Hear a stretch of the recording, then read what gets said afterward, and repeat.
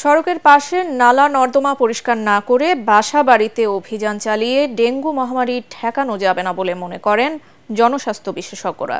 তাদের আশঙ্কা, আগামী 2 মাস পর্যন্ত ডেঙ্গু আক্রান্ত ও মৃত্যু বাড়তে পারে। প্রাণঘাতী রোগ প্রতিরোধে স্থানীয়দের সম্পৃক্ত করে পাড়া মহল্লায় কমিটি গঠনের তাগিদ দিয়েছেন তারা। এক্ষেত্রে কলকাতার মডেল অনুসরণের পরামর্শও তাদের। মিজান শাহজাহানের রিপোর্ট। সরকারি হিসেবে গত বছর সারা দেশে ডেঙ্গু আক্রান্ত হয়ে মারা যায় ১৭০৫ জন।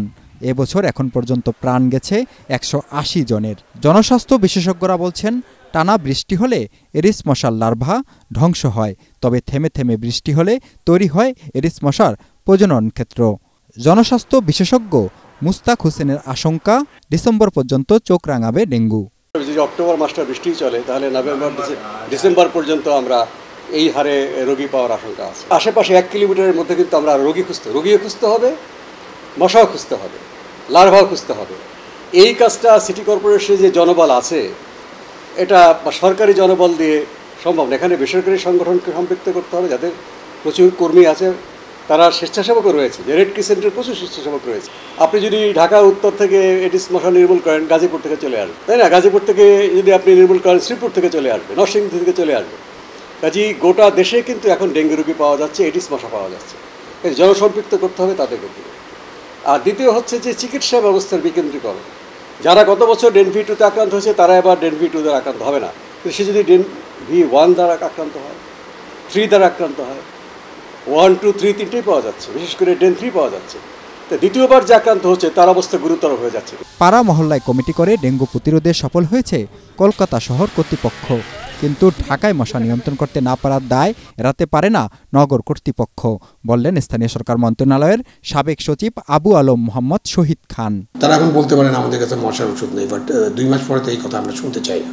মশার ওষুধ নাই, আপনি নেবেন, কিন্তু মশার ওষুধ, কীটনাশক কিন্তু একমাত্র সমাধান না।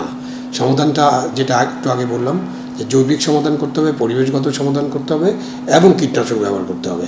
সেখানে জনগণকে উদ্বুদ্ধ করে জনগণের অংশগ্রহণটা দরকার। সিটি কর্পোরেশনের দায়িত্ব মানে হচ্ছে সরকারের দায়িত্ব, কারণ সিটিতে এখন নির্বাচিত প্রতিনিধি নেই।